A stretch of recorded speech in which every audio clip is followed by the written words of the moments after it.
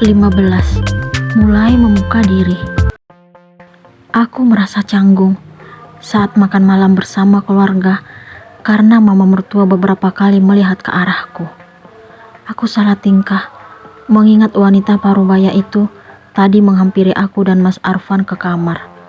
Beliau mengaku heran kenapa anak dan menantunya belum keluar kamar hingga menjelang maghrib. Hampir setiap sore setelah mandi, kami menghabiskan waktu berkumpul di ruang TV. Papa dan mama mertua biasanya menceritakan masa kecil Mas Arfan. Papa mertua bahkan tahu kalau Mas Arfan sering mengirimkan barang favoritku sejak SMP hingga SMA. Beliau berkata kalau anak tunggalnya itu sangat mencintaiku. Jika mengingat pengorbanan Mas Arfan sejak dulu, aku makin bangga karena telah memberikan haknya sebagai suami. Namun, kejadian itu telah membuatku serba salah malam ini. Apalagi tadi mama mertua melihat rambutku yang masih basah. Entah apa yang beliau pikirkan. Makanya gak semangat, nak. Mama mertua menyentuh lenganku. Iya, mah. Rena masih kenyang. Hanya itu jawaban yang aku berikan. Oh ya, tumben mandinya kesorean. Hampir maghrib. Pertanyaan apa ini? Kenapa mama mertua menanyakan hal itu? Aku pun melirik ke arah Mas Arfan. Laki-laki itu justru mengembangkan senyumnya. Dasar. Cuaca hari ini panas banget, mah. Rena sengaja mandi agak sore. Akhirnya, Mas Arfan yang menjawab pertanyaan mamanya. Oh iya juga. Aku merasa lega. Karena sepertinya mama mertua percaya dengan ucapan Mas Arfan. Aku makin kagum melihatnya. Oh ya, mah, Fandi minta tolong diurut dong. Ya ampun, aku baru saja mengagumi sikap Mas Arfan. Tiba-tiba permintaannya kembali membuatku salah tingkah. Kamu kenapa? Tanya mama mertua. Pinggang Fandi pegel banget, mah. Kenapa Mas Arfan baru cerita kalau pinggangnya sakit? Apa mungkin penyebabnya karena apa yang kami lakukan tadi sore? Atau karena selama ini ia tidur di sofa? Udah nikah, masih aja minta tolong mamanya yang urutin. Kamu kan udah punya istri, Van. Rena gak mungkin nolak kalau kamu minta diurutin. Mas Arfan kenapa sih?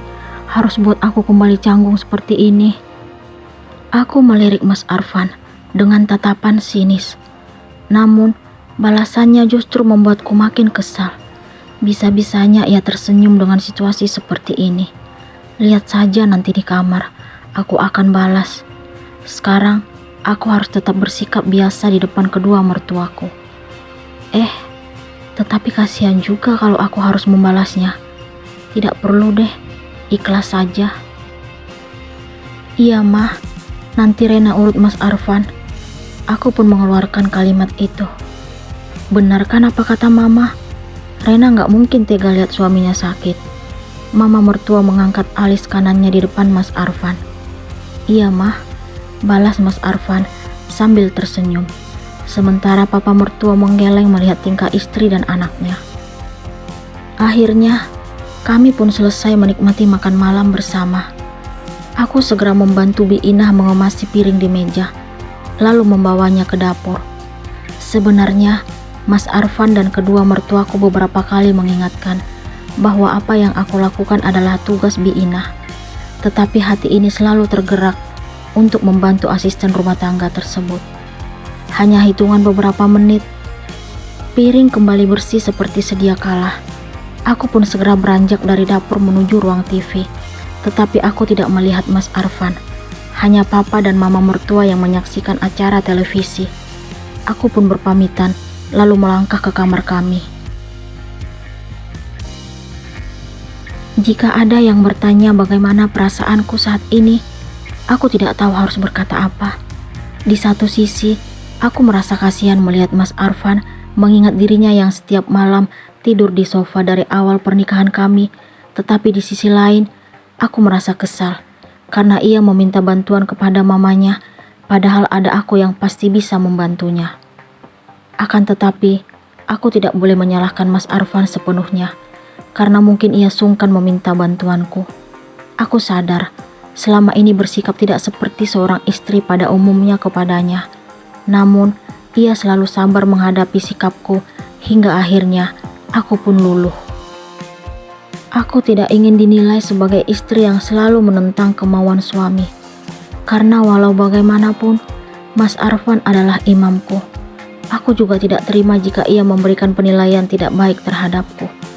Ayah dan bunda pasti sedih karena aku tidak melaksanakan nasihat yang mereka berikan.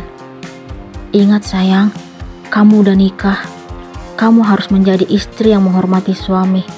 Lagipun, Arfan itu sangat baik.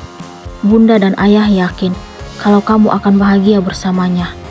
Bunda mengingatkan aku kala itu setelah acara ijab kabul selesai. Beliau mengaku kalau Mas Arfan adalah suami terbaik untukku.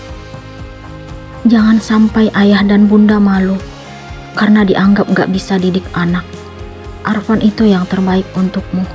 Ayah tahu dia sejak dulu. Dia menantu idaman ayah. Ayah juga turut membanggakan Mas Arfan saat itu. Aku akui, Mas Arfan memang baik. Aku tidak seharusnya membencinya hanya karena kejadian saat masa kecil kami. Kenyataannya, ia berusaha untuk tetap berbuat baik kepadaku dengan cara memperhatikan aku sejak SMP hingga SMA, bahkan sampai detik ini. Mulai sekarang, aku akan terus berusaha membuka hati agar segera membalas cinta Mas Arfan. Aku harus mengeluarkan kenangan bersama Kak Dilan yang hanya sebatas dunia maya saja. Sungguh, aku merasa naif karena mencintai seseorang yang tidak dapat aku sentuh. Sementara Mas Arfan selalu setia memberikan cintanya untukku. Pinggang kamu masih sakit, Mas?